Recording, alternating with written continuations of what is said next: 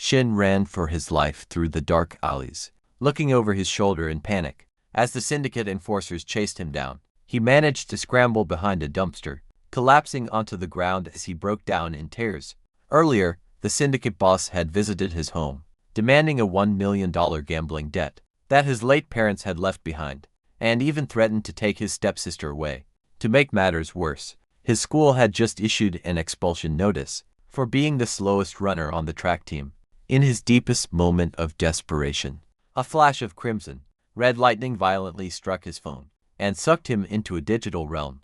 "Are you frustrated?" A mysterious, supernatural girl spoke as she materialized. "Awaken ... and break your chains," she said, as the entire world before his eyes began to glow. Crackling lightning and digital interfaces flickered to life, initializing his entry right in front of him. A holographic screen displayed a player count, and as other people materialized all around him, the player count quickly climbed to 100. "Only one of you will survive ... and the rest will die," she said with a cold smirk. Earlier that day, Shin was walking through the school hallway after his track practice. "Look, it's the slowest loser on the team." Stepping right into his path, Hunter brought him to a sudden halt. "Run any slower ... and you might actually qualify for the Special Olympics." "Move out of the way," Shin muttered. But instead, Hunter punched Shin hard in the stomach, and as Shin collapsed, he shoved a heavy binder of papers into Shin's backpack. "Keep that pathetic face out of my sight next time," Hunter sneered, before turning to walk away. As Shin tried to push himself up to go after him, Akari gently grabbed his arms. "Don't let him bait you ... he just wants you to lose control," she said softly. "I can't ... I can't let him get away with this," Shin said to her, feeling the comforting warmth of her hands. "You have to stay focused," Akari said. "The regional race is tomorrow, and I don't want to see you lose." She pulled him firmly toward the heavy, wooden doors of their classroom. Instinctively, Shin stopped resisting. Unaware of the stolen exam keys resting inside his bag, he followed her inside, leaving the school campus behind. Shin returned home after dark and opened his front door. Inside, a man had pinned Carol against the living room wall, with his two bodyguards blocking the hallway. "Get your hands off my stepsister," Shin demanded, pulling Carol away. The stranger stepped back, revealing a polite smile. "You must be Shin. I am Ryuga." In that moment, Carol ran to hide behind Shin. Ryuga dropped a thick stack of documents onto the glass coffee table. "Your family owes my syndicate a rather substantial debt." Looking past the red stamps, Shin saw a total of $1 million. "My parents are dead. Debt transfers through bloodlines. You have 30 days to pay it off." Ryuga shifted his gaze toward Carol and touched her hair. "Fail, and we'll take your pretty sister, so she can pay it off." Shin lunged directly into Ryuga's path. "If you ever touch her again ... you won't walk out of here alive." Ryuga gestured to his men. "Fear is a wonderful motivator.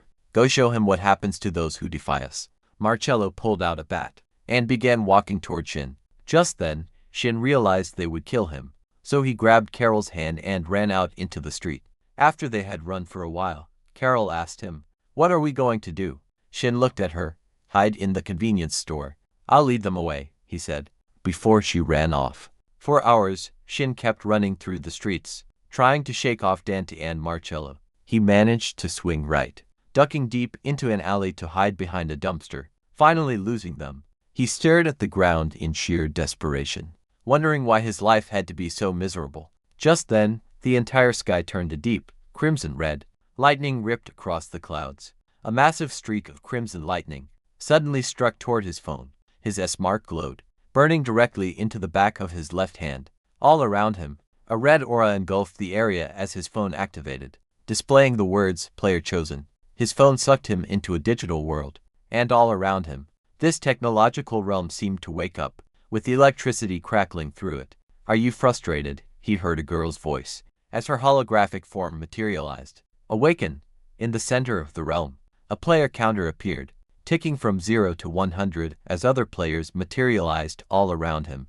"Welcome to the last moments of your lives," she said, as a quest interface appeared right before Shin's eyes, showing the words, "Death Game 1." Immediately, Aura raised her hand, and they were instantly teleported deep into the depths of a futuristic subway. Miles away, a massive, ethereal train engine materialized on the decaying tracks. Take your starting stances, Aura commanded, realizing the phantom engine was already inching forward to kill him. Shin yielded to his survival instinct, and all of the other players braced in their starting stances. Ready. Set.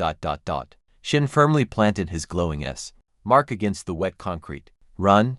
Instantly, Shin exploded forward off the line, but there were already 30 others running ahead of him. But he kept running, as lethal blue arcs snapped at his heels. Chunky pieces of concrete rained down from the cracked ceiling, forcing Shin to weave blindly through the falling debris. A few of the players fell behind, leaving the train to run right over them. The player count dropped down to 80. He ducked under the live lightning wires, never once breaking his stride. Finally, he could see the finish line, but the train was closing in fast, with more and more players getting wiped out. The player count kept dropping. He glanced back as he ran, realizing the train was right on his tail. He poured every ounce of his power into his legs, leaping across the finish line just in time.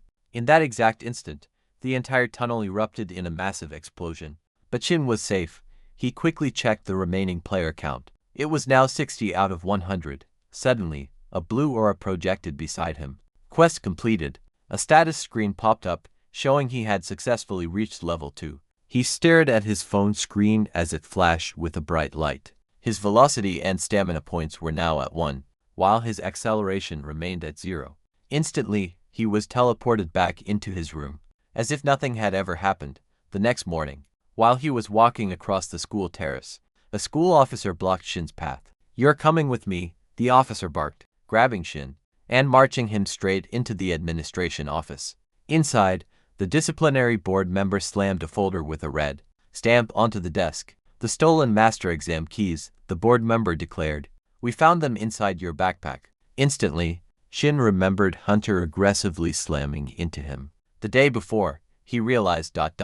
It was Hunter. He was the one who planted them.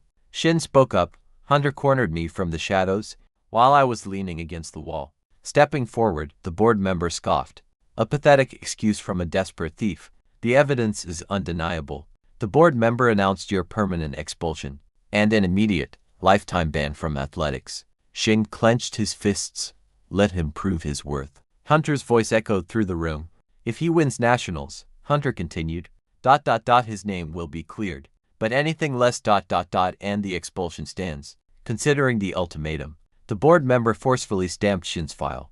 "Win nationals, or your future here is erased." Refusing to yield to this impossible trap, Shin locked eyes with Hunter. "I'll run." A vicious smile spread across Hunter's face. "I was hoping you'd say that." Walking home that evening, a cloaked street broker shoved past Shin, thrusting a glowing black tablet into his chest. Before sprinting away into the night, Aura's holographic form materialized beside him. "A black market, encrypted device." She stated. "Why are you here?" Shin asked, completely startled. "I've taken a liking to your circumstances." "Access the device." Shin tapped the glowing screen. Instantly, a digital invitation flashed across the display. Underground Street Racing Tournament. The grand prize was $1 million. $1 million. Double quotes, Shin whispered. "The casualty rate for illicit underground racing is exceptionally high." Aura warned.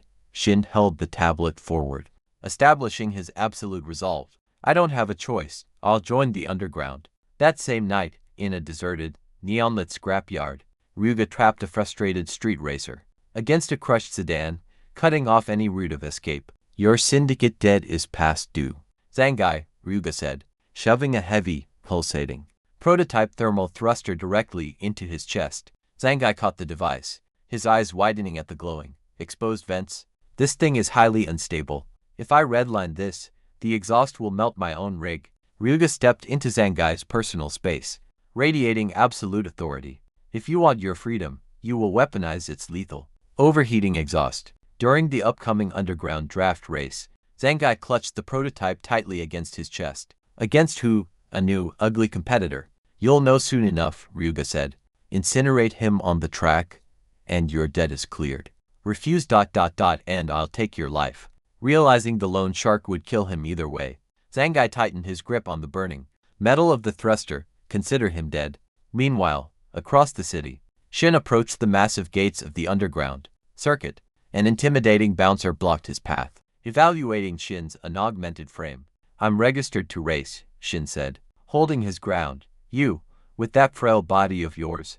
The giant gatekeeper scoffed at his lack of cybernetics, but stepped aside, granting him access to the roaring venue inside. Shin navigated the chaotic garage, until a gorgeous racer stepped into his path, projecting absolute authority.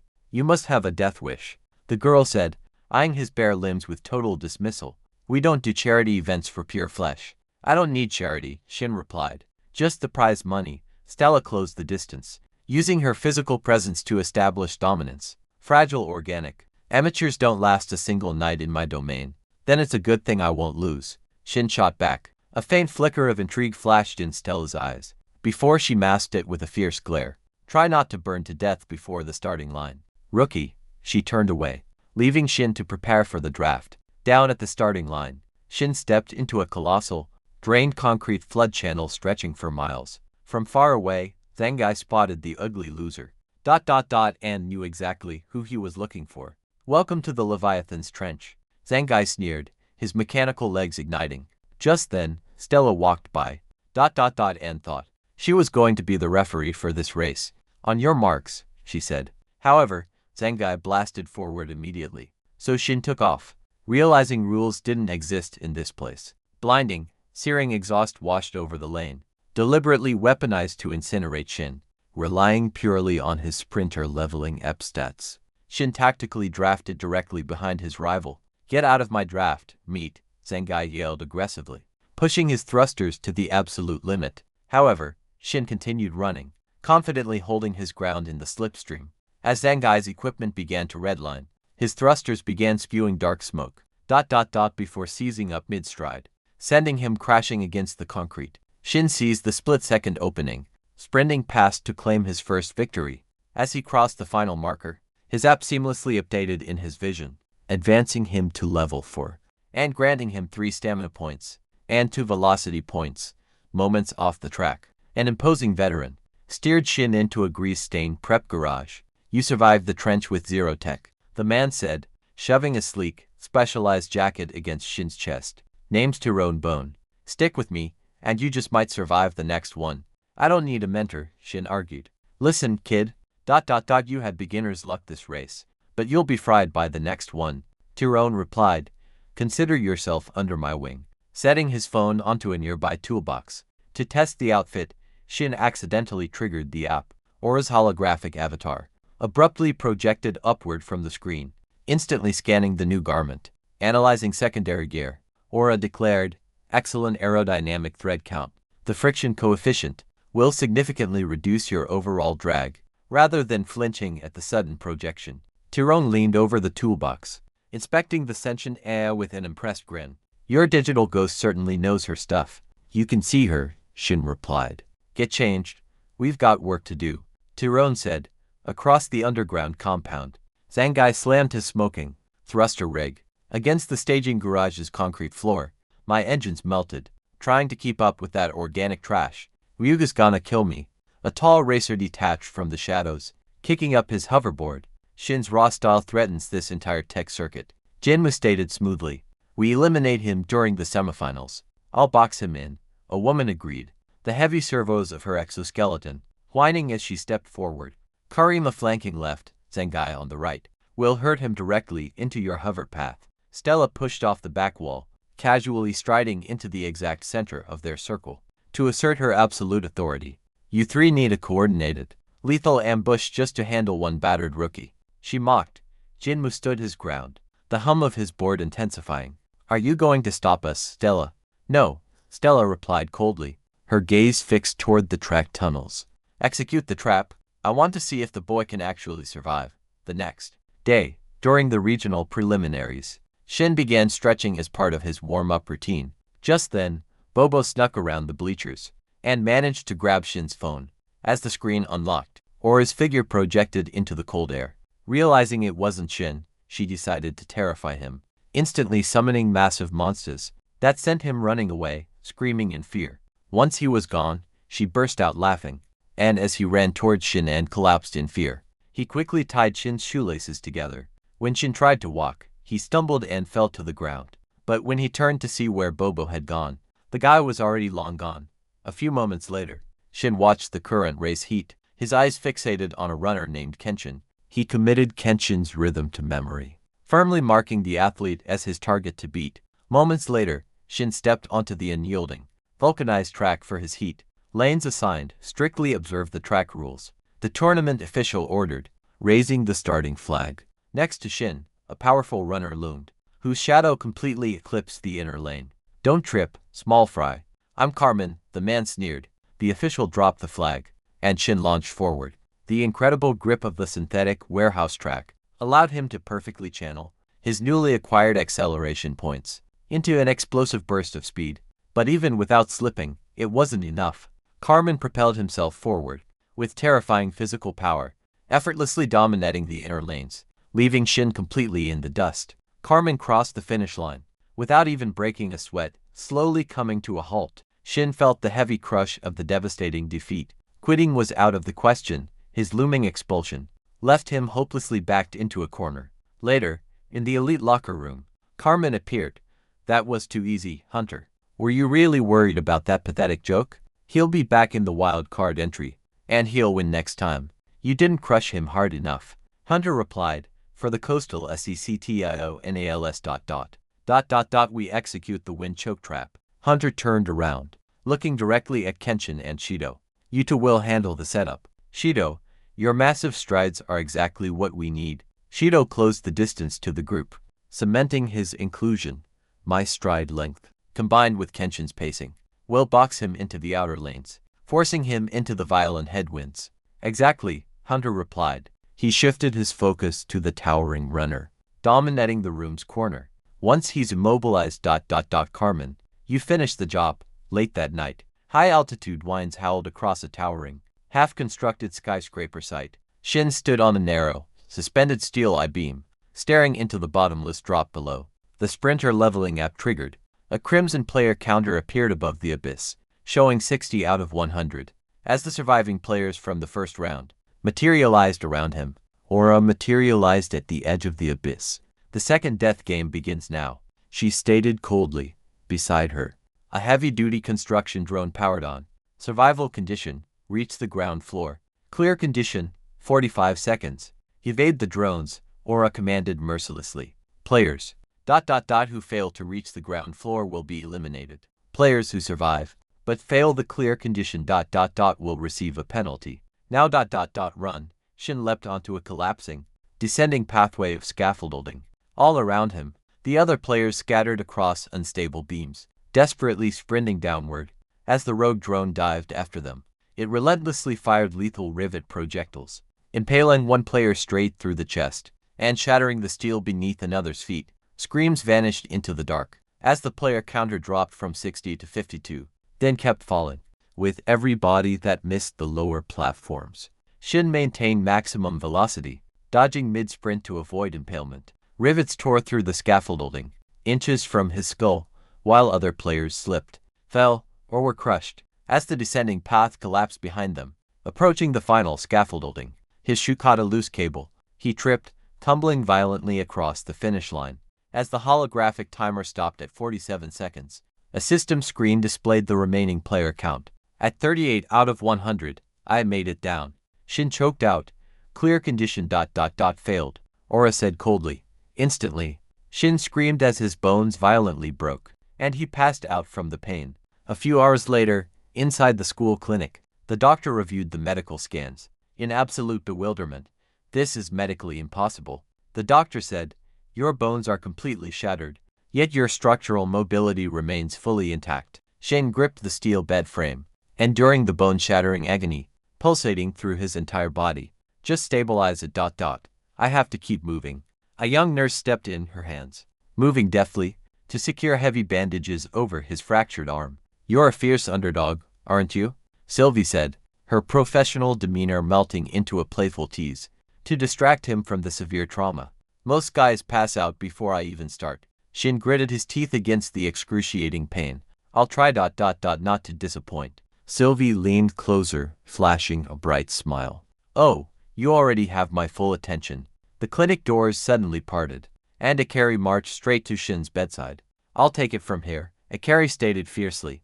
asserting her place right by his side. Sylvie stepped back, yielding the space. Akari gently adjusted his support slings. Did you really get yourself beaten to a pulp ... double quotes ... just to get a private room with me? Shin smiled warmly at her, his determination completely unbroken, despite the relentless, agonizing pain. Hours later, inside their apartment, Shin collapsed heavily onto the sofa, where every single movement flared with agonizing pain. Carol immediately rushed to his side, slamming a heavy medical kit onto the table. They really tried to tear you apart this time, Carol said, her voice tight with worrying, as she wrapped a fresh, compression bandage around his battered torso. Shin gritted his teeth against the relentless, sharp spikes of pain. They failed. I'm still in the running for the tournament. Carol pulled the strap tight, heartbroken that her brother had to endure such terrible pain. They will never use you to get to me again, Shin said, his voice strained but absolutely firm.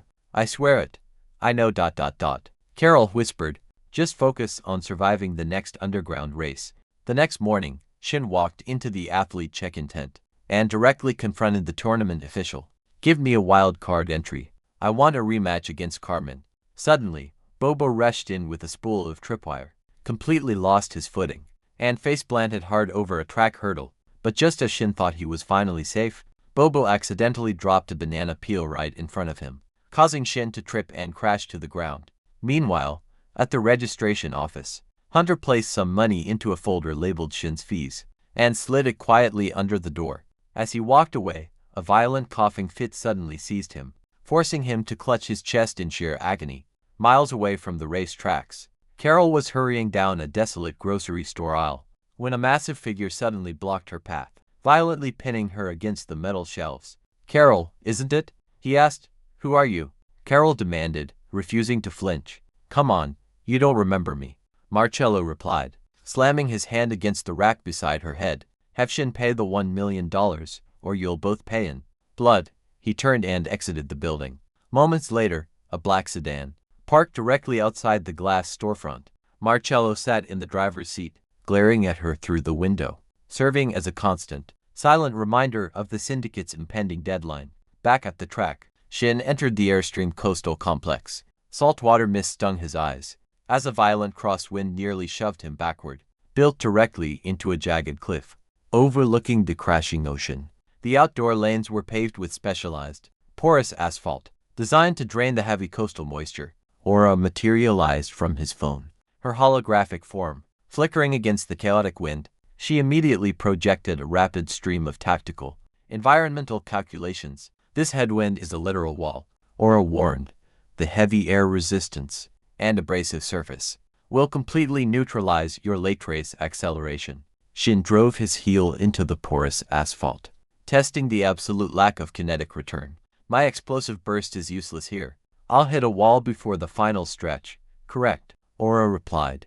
Based on this track's specific physics, your stamina points will drain at double the standard rate. You cannot rely on your usual finish. Shin glared down the storm-battered lanes, fully grasping the massive disadvantage. Run the simulation.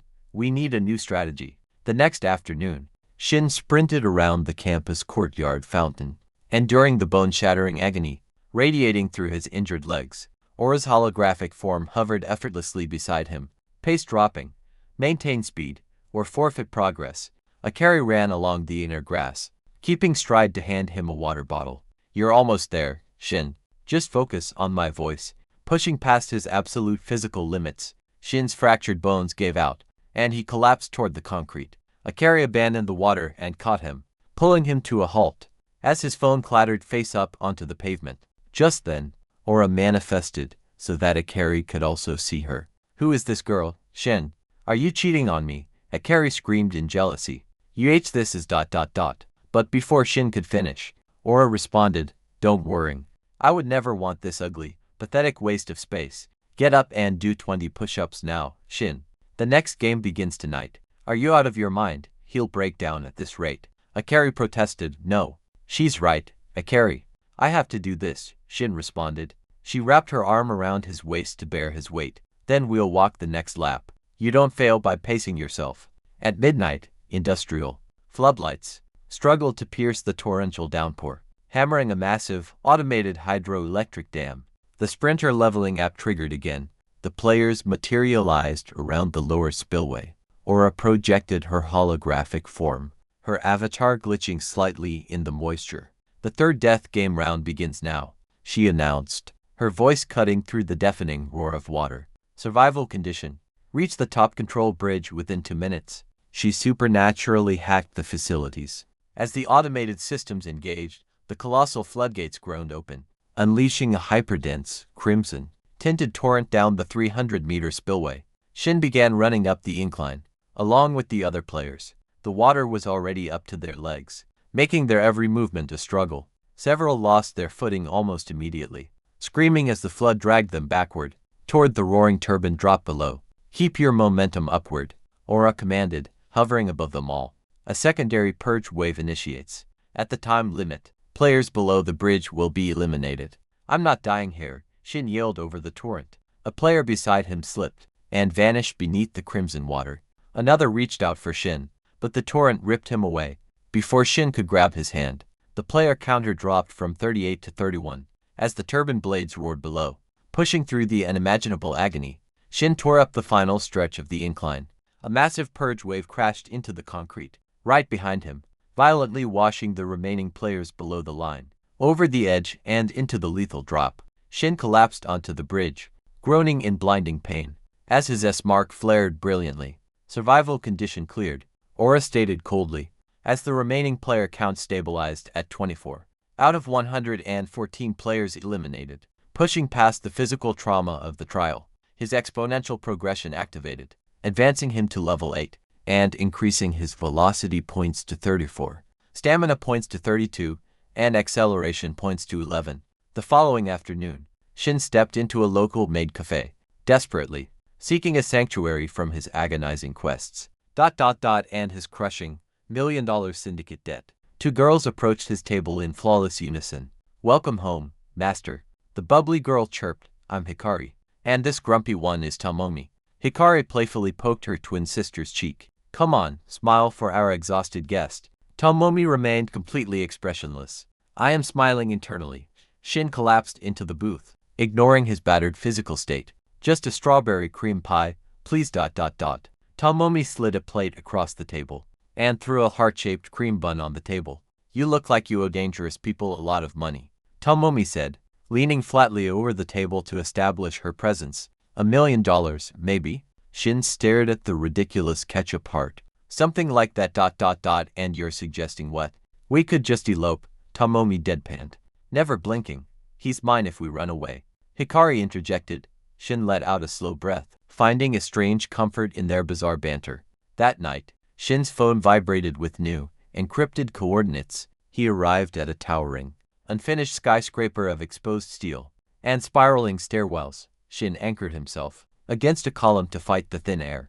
A weathered construction permit, nailed to the concrete, had the words, the iron spine scaffolded, a heavy, metallic stomp echoed above. Shin climbed the next landing and found Karima. She effortlessly hauled a heavy pallet of cement bags. Up the steep incline, Shin stepped into the open, asserting his presence. Is this an underground race or an industrial excavation? Karima slammed the pallet down, the floor shuddering beneath her reinforced boots. It's survival. You look half dead already. A shadow swept past the exposed beams. Jinmu casually glided across a lethal 50-foot gap of empty air, his hover gear glowing faintly in the night. He's still operating on raw muscle, Jinmu called out, halting midair to look down at them. Shin stared at the endless, vertical maze of steel above. You're both relying on illegal tech. Karima engaged her hydraulics, stepping into his personal space to dwarf him. Gravity doesn't care about fairness. Facing the freezing altitude and his machine-assisted adversaries, Shin realized the absolute, impossible odds of his impending run. Earlier that evening, deep within a damp, black market garage, Karima surveyed her sparkling, failing exoskeleton. Ryuga stepped into the dim light, slamming a reinforced steel crate onto the workbench. The heavy impact immediately commanded her attention. Military-grade, lethal actuators, Ryuga said. I will completely fund the installation. Karima suspiciously eyed the illicit hardware. You don't hand out expensive tech for free. What's the catch? Ryuga closed the distance between them. using his physical presence to corner her against the workbench. Shin owes me a massive debt, and he's running the scaffold. You want me to eliminate him? Karima stated. I expect you to use your new mechanical superiority to brutally crush him during the vertical climb. Ryuga demanded, locking eyes with her. Leave ... nothing behind. Karima rested her hand over the glowing tech inside the crate, instantly sealing the illicit contract. Consider him dead. Ryuga smiled coldly. Ensure it is fatal. Across the city, Shin stood inside Tyrone Bone's garage, deeply shaken by the impossible odds he had witnessed while scouting the scaffold. Tyrone slammed a heavy blueprint onto a workbench, asserting his veteran authority. The scaffold will kill you if you rely on tech, Tyrone warned. The vertical climb is brutal ... and the air is suffocating. You survive ... on sheer, organic grit. I saw the altitude, Shin said, directly facing the veteran. I'll pace my breathing for the thin air, and let the enhanced runners burn out their mechanical drives. Stella strutted into the garage, instantly occupying the center floor, to hijack the room's focus. Organic grit, she laughed, flashing her data pad. Your old-school caution is pathetic, Tyrone. Your insults don't mean anything if you plummet off an unfinished skyscraper. Shin shot back, stepping forward to challenge her arrogance. I don't fall, Shin. Whatever ... See you at the bottom, losers. Despite her dismissive tone, she immediately accessed her data pad, secretly logging the sector for wind hazards to guarantee her survival and tournament victory.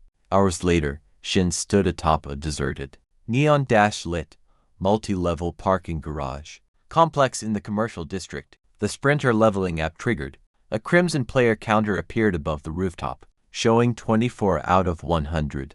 As the surviving players materialized across the lanes, Aura's hologram materialized in a burst of red static. The fourth death game round begins now. Centrifugal drift sprint, she announced. 3 autonomous drone orbs deployed around her, projecting a moving, inescapable grid of cutting. Crimson lasers across the descent. Reach the ground floor exit before the laser grid over takes you, Aura warned. Any drop in acceleration means elimination. Then I won't give them a chance, Shin stated, instantly breaking into a dead sprint. The crimson laser grid pursued them. Shin vaulted down from the 7th floor rooftop, banking his body at extreme angles to navigate the tight corners. Around him, other players slipped on oil ... crashed into concrete barriers, or lost speed, long enough for the laser grid to cut them down. The player counter dropped from 24 to 19 at every sharp turn.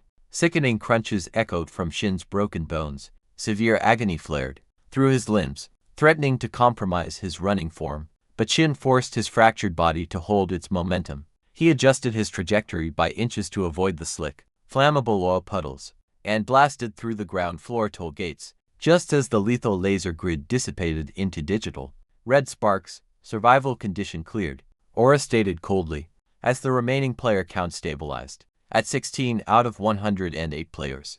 The S mark on his left hand pulsed wildly, and his interface appeared, allowing him to reach level 19 with 68 velocity points, 64 stamina points, and 28 acceleration points. The next morning, at the Airstream Coastal Complex, Hunter and his group gathered. The wine choke trap was about to begin. Shin lined up at the starting line. The referee signaled the start, and Carmen launched off the blocks.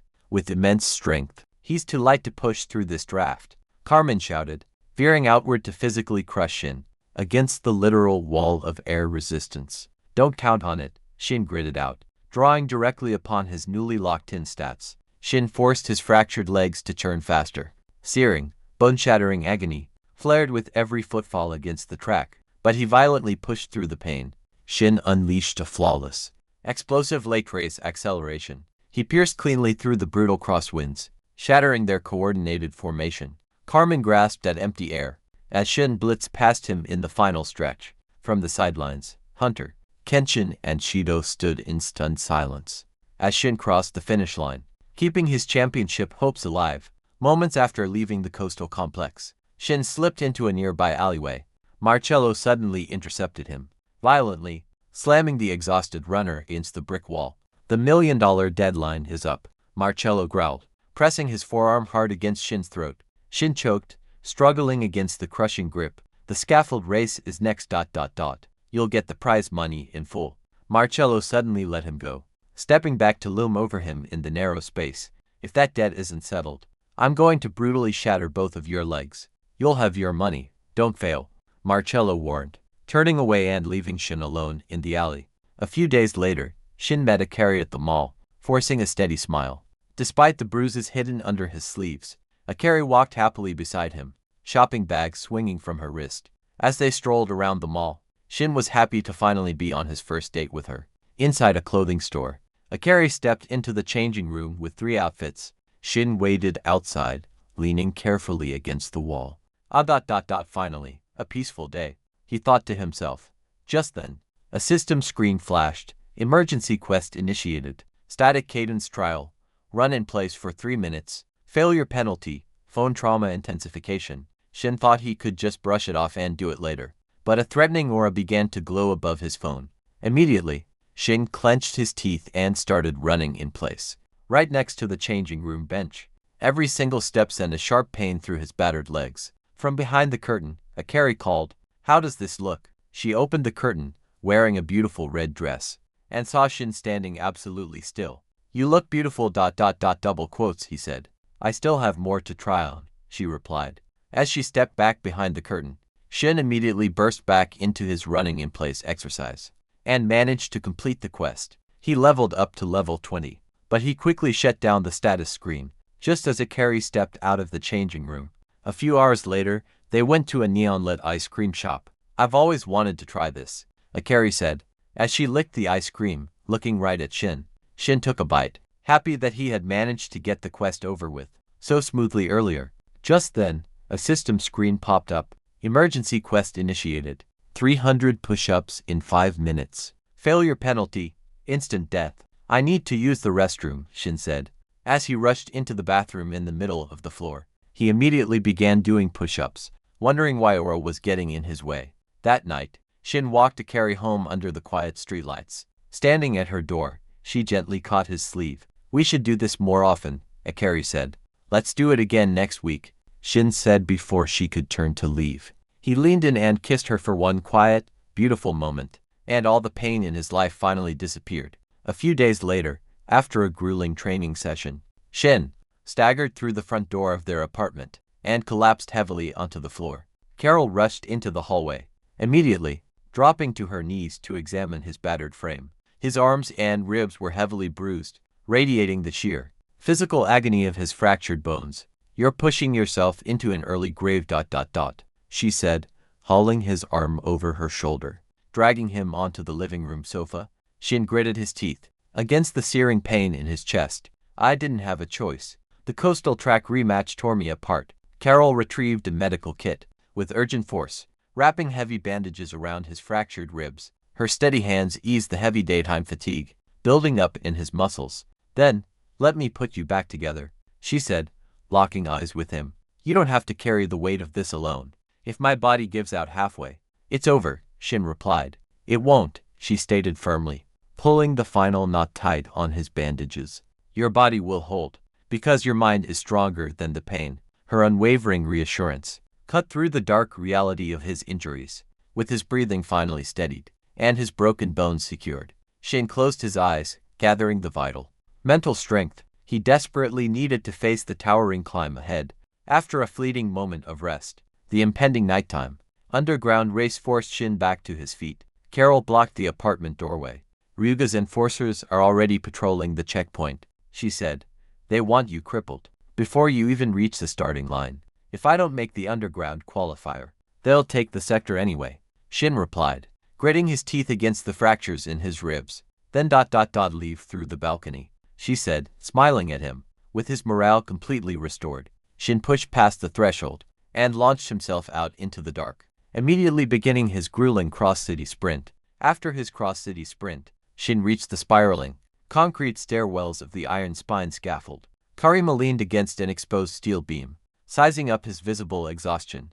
"You look completely spent. Shin wanna just call it now and save us the sweat?" she teased, her tone dripping with calculated charm.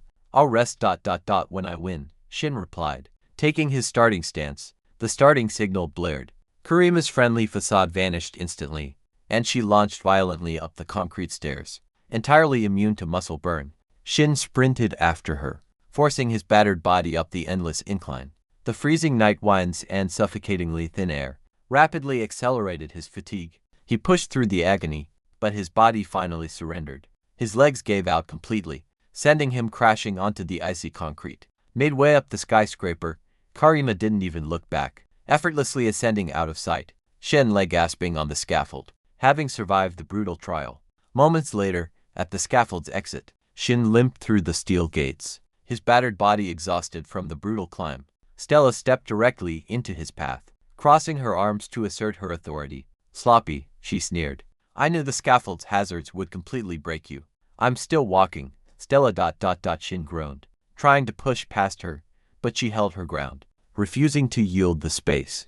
Despite her harsh tone, she lingered unusually long, her sharp eyes scanning his battered limbs, to confirm he hadn't suffered any critical injuries. Satisfied he was in one piece, she forcefully shoved an ice pack against his chest. "Take it," she commanded. Shin caught the icy plastic, caught off guard by the gesture. Stella immediately turned her head, staring blankly at the concrete wall to avoid his gaze. Don single quotes T. Get the wrong idea. "I just hate seeing ugly bruises. Ruin the aesthetic of my tournament." Shin pressed the ice to his ribs, accepting the quiet reprieve, as the tension between them finally settled. Shortly after, inside the syndicate hideout, Karima projected her race footage onto the wall.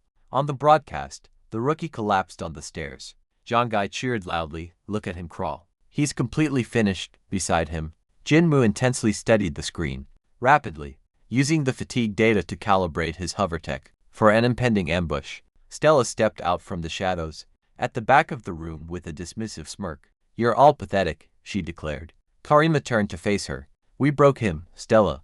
The footage proves it. Not when you rely on lethal enhancements to beat a severely fatigued opponent." Stella sneered, shutting down the entire group. "If you can't crush him with pure, undeniable speed, you don't deserve the track." Meanwhile, in the syndicate's inner office, Ryuga slammed a ledger onto his desk. "To dismiss Marcello. Break whatever bones you have to. Just bring me the cash," he said, referring to another underground racer. Marcello nodded and marched out, leaving Ryuga to face Shin. Ryuga advanced, using his physical presence to trap Shin against the wall. "You looked pathetic on that broadcast, completely crushed by Karima's exoskeleton." "I'm not finished," Shin said. "Your time is up," Ryuga sneered, "unless your massive debt is cleared. Carol's enslavement contract goes legally active tomorrow." Shin surged forward, invading Ryuga's space to challenge him directly. "Contact the underground organizers right now. I want a high-stakes rematch against Karima." Ryuga chuckled, relishing the sheer desperation. "You'll die on that track. I need that $1 million prize to buy Carol's freedom." Shin demanded we set the race. Ryuga tapped his console, locking in the deadly request. "Done." Tried to survive this time. Later that afternoon, near the school equipment shed, Akari took a much-needed mental breather. Before Shin's tournament preparations fully took over her schedule, she stopped in her tracks, finding Bobo hopelessly entangled within the thick, high-jump nets. "I'm supposed to be a terrifying presence," Bobo groaned, struggling against the heavy nylon mat. "Instead, I'm caught like a giant tuna." Finding his clumsiness completely endearing, Akari stepped forward and efficiently pulled the netting loose, freeing him from the trap. "You don't exactly scream ruthless enforcer." They moved to the sidelines and sat down on the bleachers. Akari tossed him a small bag of chips. Bobo ripped the bag open, looking utterly defeated. "I tried intimidating a street vendor yesterday, and he handed me a coupon for dry cleaning because of a mustard stain on my jacket. It's a disaster." "Maybe the menacing henchman career path just isn't for you," Akari said, taking a chip for herself. "I practiced my death glare for 3 hours." In the mirror, Bobo complained, aggressively chewing a handful of chips. "There are worse things than being entirely unintimidating." Akari smiled, leaning back against the metal benches. "At least you get free coupons." As evening fell over the school infirmary, Akari sought a distraction from the looming tournament, helping Sylvie sort through boxes of medical supplies. The racers pushed themselves too close to the edge, Akari said, sliding a stack of recovery charts across the counter. "Every event feels like a countdown to someone breaking." Sylvie paused, leaning against the examination table, trying to project a comforting presence in the dimly lit room. "The track. It takes a brutal toll." I see the physical aftermath in this clinic. Every single day. It terrifies me. It is relentless, a carry agreed. But knowing you're always here to put the pieces, back together, it keeps me grounded. We carry the weight they leave behind, Sylvie said, stepping directly into a carrier's space. The quiet isolation of the clinic, felt heavily magnified, deepening the shared vulnerability between them. You don't have to endure your tournament stress alone. I rely on you more than I probably should. Then keep relying on me, Sylvie whispered, closing the remaining distance between them. They shared a tender, lingering kiss in the quiet shadows of the clinic, leaving all of their mutual fears behind. The next morning, Shin stepped into the official racing venue. For the very first time, a suffocating wall of heat hit him instantly, trapped beneath a massive geometric glass dome. The sauna-like air choked his lungs. He was inside the Solstice Glasshouse Velodrome. The S mark on the back of his left hand glowed a bright, pure red as the app triggered an activation, projecting Aura's holographic form over the lane. Extreme humidity detected, oxygen depletion imminent, Aura announced, seeing Shin inside the Velodrome. Hunter stepped into the alley behind the venue. You burned out, Kenshin stated coldly to Carmen. Raw power is entirely useless. If you can't manage your stamina. Carmen stepped forward, using his massive frame to close the distance. Say that to me. On the track. You've already proved you can't break anyone, Hunter said, his voice cutting through the alley, as he shoved past Carmen, asserting his authority. Your trap against Shin was a complete failure. Carmen clenched his fists, but yielded the space. We need a unified strategy. No fighting, Shido interjected, trying to stand between the rivals. Silence. Hunter snapped, instantly shutting down the mediation. He turned his back on Shido and Carmen, focusing his piercing gaze solely on Kenshin. Deep in the city's deserted commercial district, the sprinter leveling app triggered. Shin blinked as a flawless, digital metropolis rendered around him, its glass towers glowing with crimson circuitry and floating route markers. A crimson player counter appeared above the street. 16 out of 100, Aura projected, her holographic form in the middle of the intersection. The fifth and final death game round begins now. Crimson grid collapse, she announced coldly. The entire skyline ignited red. Electromagnetic barriers slammed down across the streets. Reach the central tower before the city grid collapses, Aura commanded. Players who lose speed will be dragged into the fire. On your marks. Set. Run. Shin launched forward with the remaining players.